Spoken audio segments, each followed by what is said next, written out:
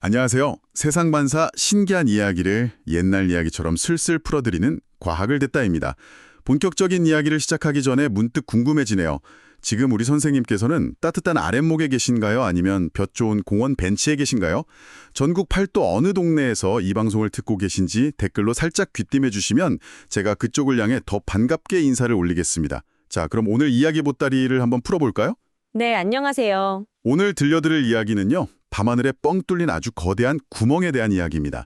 이름하여 부테스 공동, 영어로는 부테스 보이드라고 부르는 것이죠. 네, 우주에서 가장 외로운 동네라고 할 수 있겠습니다.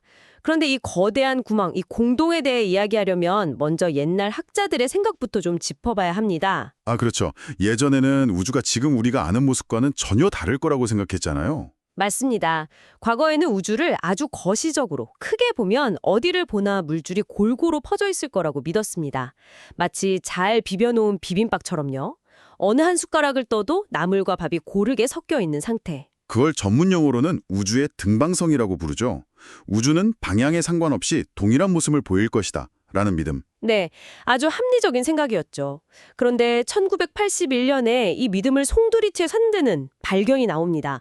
미국의 젊은 학자였던 로버트 커시너가 그 주인공입니다. 이 발견이 정말 극적이었던 게 처음부터 이 구멍을 찾으려고 했던 게 아니었다는 점이에요. 그렇죠. 완전히 우연의 산물이었습니다.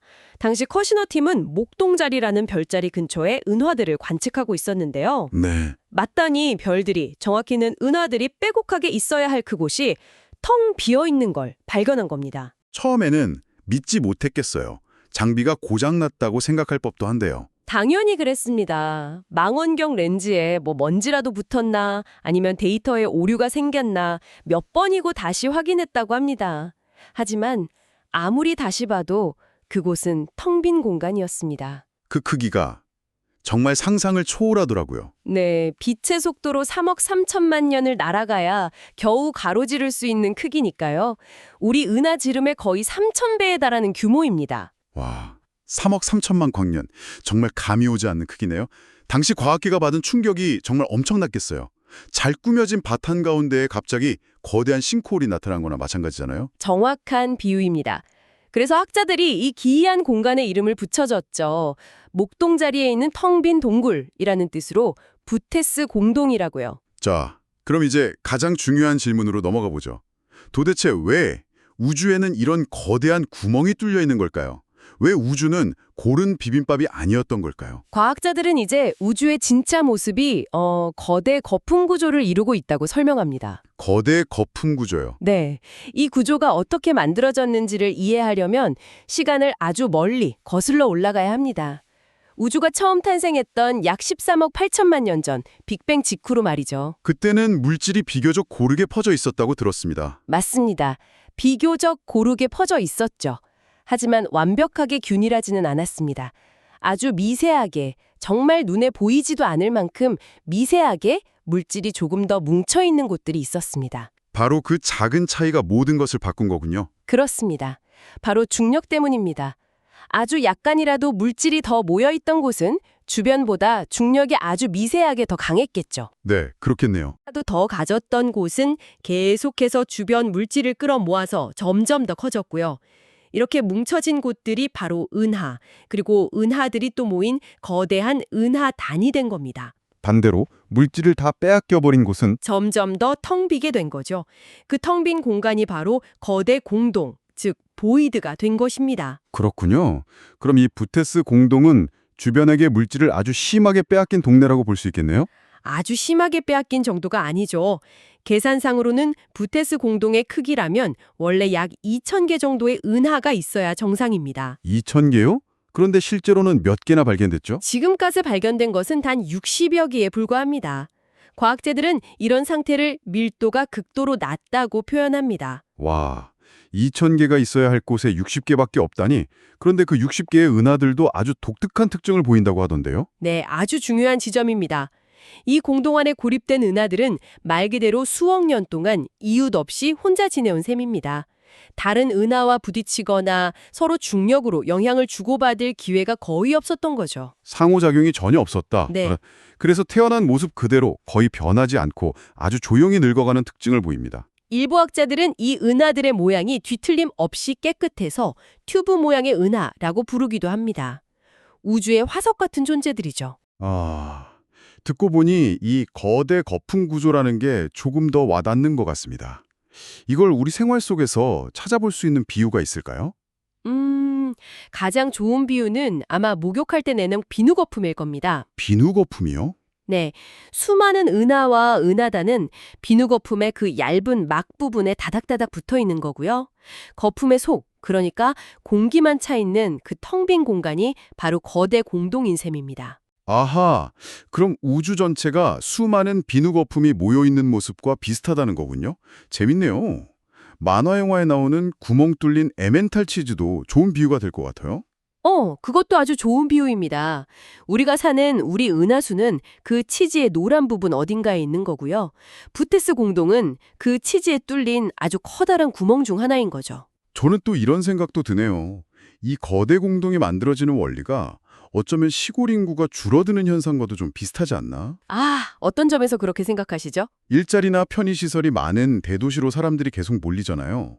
그러면서 지방 소도시는 점점 비어가는 것처럼 중력이 강한 은하단으로 물질이 계속 쏠리면서 텅 빈 공간이 생겨나는 거니까요. 하하, 네. 중력의 도시 집중 현상이라고 할 수 있겠네요. 아주 적절합니다. 부테스 공동의 그 낮은 밀도를 농사에 비유하자면요. 네. 쌀 2,000가마니는 수확할 거라고 기대했던 아주 넓은 논에서 막상 가을에 추수를 해보니까 60가마니밖에 안 나온 겁니다. 아주 심각한 흉작이거나 거의 황무지와 다름없는 상태인 거죠. 비유를 들어보니 그 텅 빈 정도가 정말 실감이 납니다. 그런데 더 놀라운 사실은 이 텅 빈 공간들이 가만히 있는 게 아니라 점점 더 커지고 있다는 거잖아요. 네, 바로 그 점이 현대 우주론의 가장 큰 화두입니다.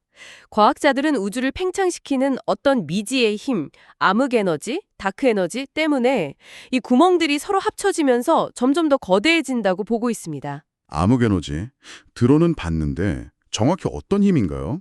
중력이 서로를 끌어당기는 인력이라면 암흑에너지는 그 반대입니다. 서로를 밀어내는 청력이죠. 공간 그 자체를 늘리는 힘이라고 생각하시면 됩니다. 그러니까 우주에서는 지금 중력과 암흑에너지가 줄다리기를 하고 있는 셈이군요. 땡기는 힘과 미는 힘이. 맞습니다.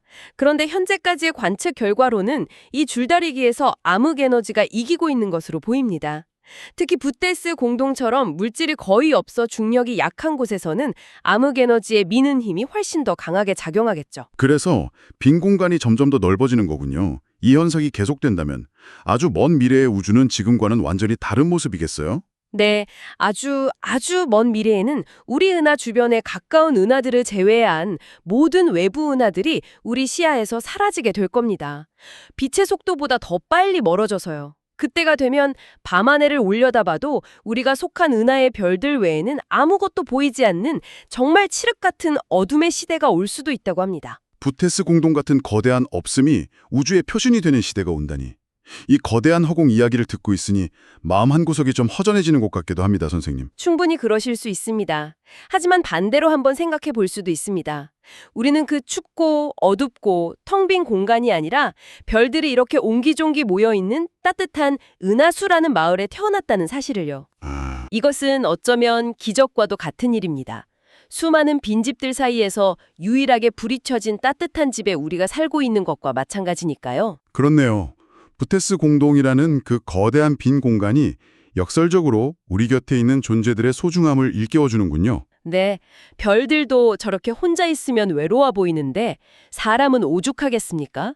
텅 빈 우주 속에서 서로의 온기로, 서로의 중력으로 뭉쳐있는 우리이기에 곁에 있는 이들을 더 자주 돌아보고 사랑해야 한다는 그런 메시지를 주는 것 같습니다. 네, 오늘 밤 하늘을 보게 되신다면 그 어둠 속에서 빛나는 작은 별들을 보면서 안도하셨으면 좋겠습니다. 우리가 혼자가 아니라는 증거, 서로의 중력으로 이렇게 단단히 붙들려 있다는 증거니까요. 아주 좋은 마무리 말씀입니다. 오늘 들려드린 이야기 입맛에 좀 맞으셨는지 모르겠습니다. 혹시 평소에 뉴스나 신문을 보시다가 이건 도대체 무슨 원리일까 하고 궁금했던 게 있다면 주저 말고 아들, 딸에게 말하듯 댓글로 적어주십시오. 제가 돋보기 쓰고 꼼꼼히 읽어보겠습니다. 그리고 화면에 있는 엄지척, 좋아요와 구독 버튼을 꾹 눌러주시면 다음번에도 제가 길 잃지 않고 선생님 댁으로 바로 찾아올 수 있답니다. 저희에게 정말 큰 힘이 됩니다. 지금까지 과학을 듣다였습니다. 늘 강건하십시오.